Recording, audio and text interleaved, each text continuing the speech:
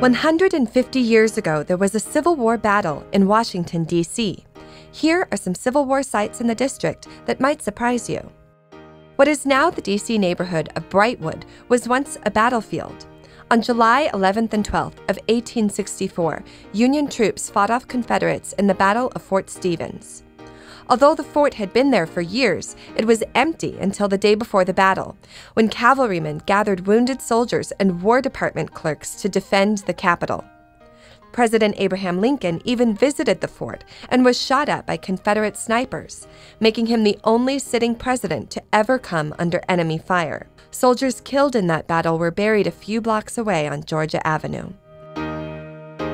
What's now the Chinatown Wok and Roll on H Street was once the spot where President Lincoln's assassination was plotted. Back then, it was a boarding house owned by Mary Surratt, where John Wilkes Booth was a frequent visitor. After Booth killed Lincoln at Ford's Theater, Surratt and several of her tenants were convicted of conspiracy and hanged. A few blocks away on G Street, the Church of the Epiphany was converted into a field hospital during the Civil War. Planks placed over the pews served as beds for wounded soldiers.